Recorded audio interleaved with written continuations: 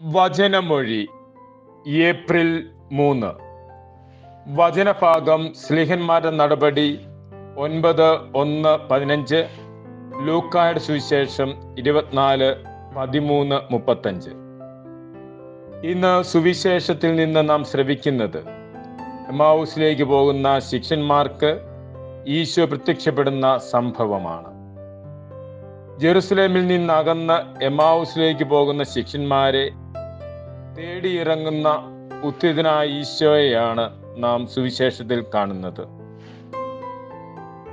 ഈശോ അവരുടെ കൂടെ നടന്ന് അവരുമായി സംഭാഷണത്തിലേർപ്പെട്ട് അവരുടെ പ്രശ്നങ്ങൾ ശ്രവിച്ച് അവർക്ക് ആധികാരികമായി മറുപടി നൽകുന്നു.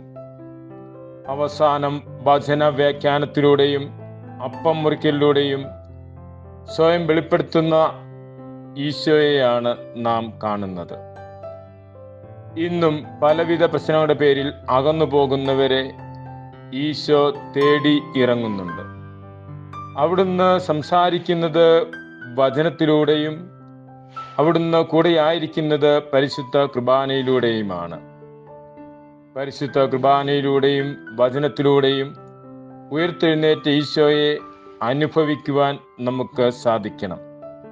അപ്പോഴാണ് നാം ഉത്ഥിതനായ മിശിഹായ്ക്ക് സാക്ഷ്യം വഹിക്കുവാൻ യോഗ്യരായി മാറുന്നത്.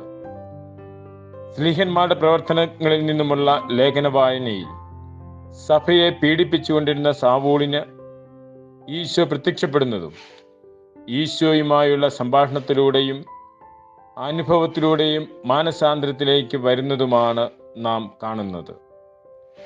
അകന്നു പോകുന്നവരെ തേടി വരുന്നവനാണ് ഉത്ഥിതനായ ഈശോ. അവനുമായി സംഭാഷണം നടത്തുന്നത് തിരുവചനത്തിലൂടെയും അവനെ അനുഭവിക്കുന്നത് പരിശുദ്ധ കുർബാനയിലൂടെയും. അനുദിന ജീവിതത്തിൽ ഉയർത്തെഴുന്നേറ്റ ഈശോയെ അറിയുന്നതിനും അനുഭവിക്കുന്നതിനും നമുക്ക് പരിശ്രമിക്കാം. ഈശോ നമ്മെ അനുഗ്രഹിക്കട്ടെ. ഈശോയിൽ സ്നേഹപൂർവ്വം കുറ്റ്യാനിക്കൽ സെബാസ്റ്റ്യൻ.